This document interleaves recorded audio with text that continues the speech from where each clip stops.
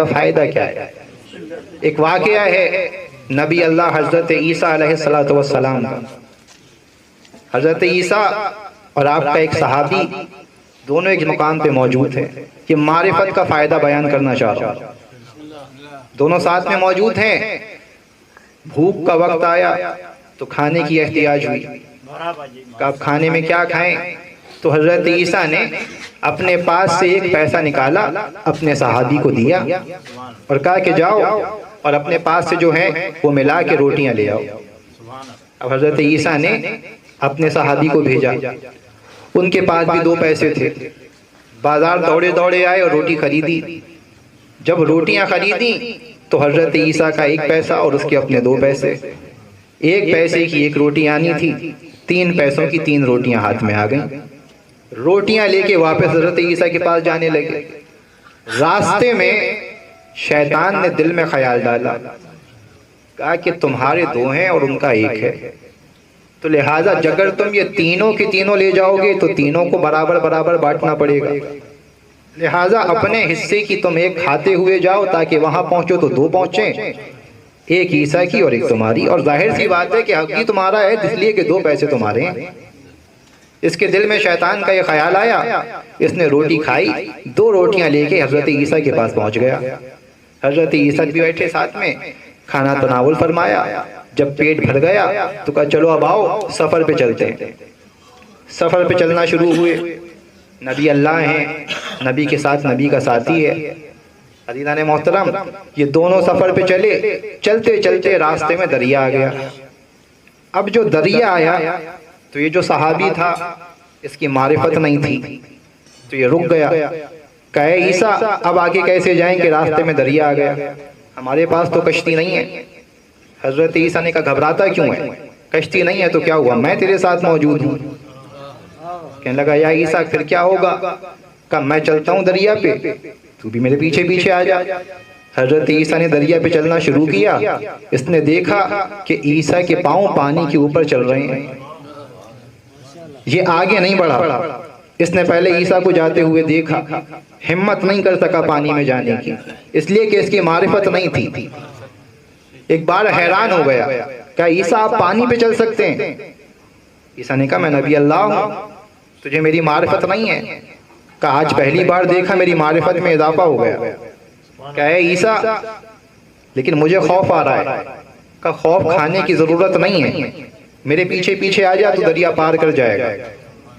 حضرت عیسیٰ واپس آئے، کہا ایک کام کر، جہاں جہاں میں قدم رکھوں وہیں وہیں قدم رکھتا جا، یہ دریا کا پانی تجھے کوئی نقصان نہیں پہنچائے گا۔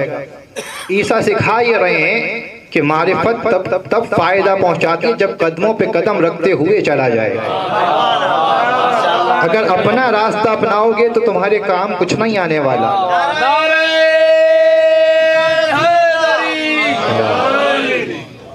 کہا میرے راستے پہ چلتا چلا، میرے قدموں پہ قدم رکھتا چلا، ڈوبے گا نہیں۔ ڈوبتا وہ ہے کہ جو معصوم کے قدموں پہ نہیں چلتا، ڈوبتا وہ ہے کہ جو سیرت کی پیروی نہیں کرتا۔ کہا قدموں پہ قدم رکھتا چلا جا تو دریا پار کر جائے گا۔ حضرت عیسیٰ کے قدموں پہ قدم رکھتا گیا، دریا پار ہو گیا۔ جیسے ہی دریا پار ہوا ایک بار یہ رکا، اپنے پیروں کو حیرانی سے دیکھنے لگا۔ حضرت عیسیٰ بھی رکے، کہا کیا بات ہے؟ کہا عیسیٰ یہ دیکھ رہا ہوں کہ پیر بھی گیلے نہیں ہوئے، کوئی کہہ ہی نہیں سکتا ہم دریا پار کر کے آ گئے۔ عیسیٰ مسکرانے لگے۔ حضرت عیسیٰ کے قریب آیا، ہاتھوں کو چوم کے کہتا ہے عیسیٰ میری معرفت مزید بڑھ گئی۔ حضرت عیسیٰ نے کہا اچھا تیری معرفت میں اضافہ ہو گیا؟ کہنے لگا جی عیسیٰ مجھے نہیں معلوم تھا آپ اتنے بڑے نبی ہیں کہ پانی پہ چل سکتے ہیں۔ کہا اچھا پھر اتنا بتا، اگر تیری معرفت بڑھ گئی تو جو روٹیاں لایا تھا وہ کتنی تھیں؟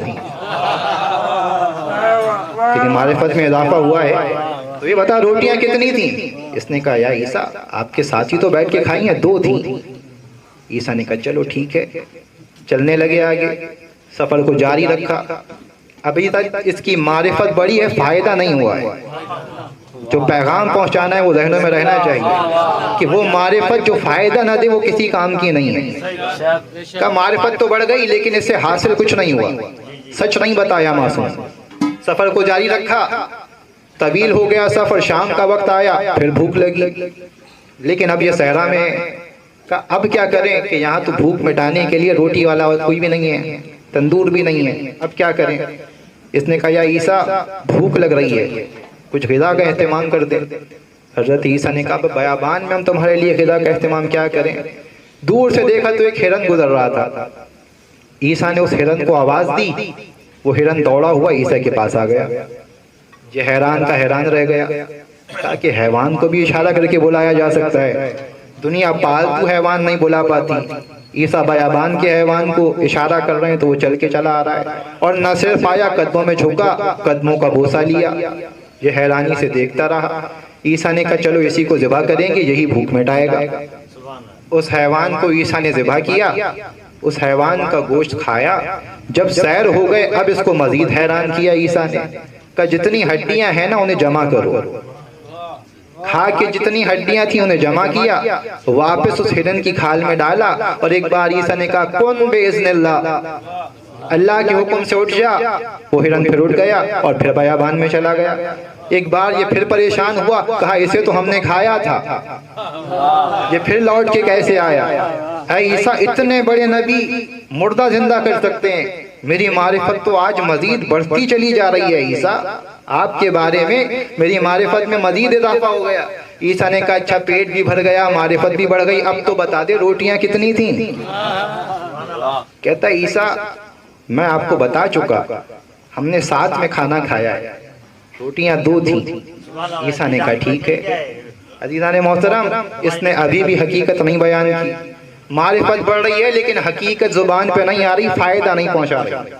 ایک بار سفر کو مزید آگے بڑھایا، چلتے چلے گئے، چلتے ہوئے ایک پہاڑی کی چوٹی پہ پہنچے، اور جب اس پہاڑی کی بلندی پہ پہنچے تو وہاں یہ آگے بڑھا عیسیٰ سے، کچھ قدم آگے بڑھا تو اس نے دیکھا کہ پہاڑی کی بلندی پہ 3 سونے کی اینٹیں پڑی ہیں۔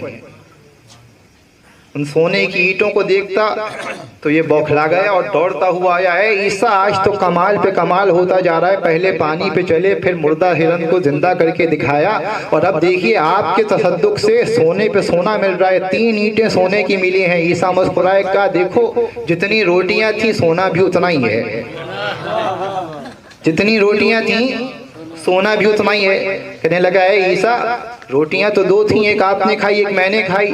عیسیٰ نے کہا تھیں تو 3، اب تیسری جس نے کھائی تھی تیسری اینٹ اسی کی ہے۔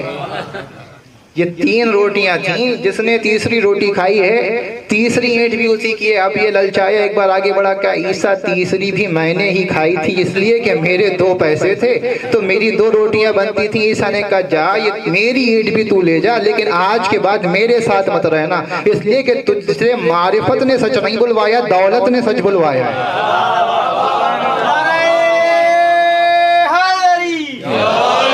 اگر معرفت سے سچ بول دیتا تو تو میری صحبت کے قابل تھا، اگر تو معرفت سے سچ بولتا تو صحبت کے قابل تھا، کیونکہ تو نے دولت کی وجہ سے سچ بولا ہے، اس لیے اب تو صحبت کے قائل نہیں ہے۔ عزیزان محترم، دولت کے لالچی کو عیسیٰ صحبت میں نہیں رکھتے تو رحمت للعالمین صحبت میں کیسے رکھ سکتے ہیں؟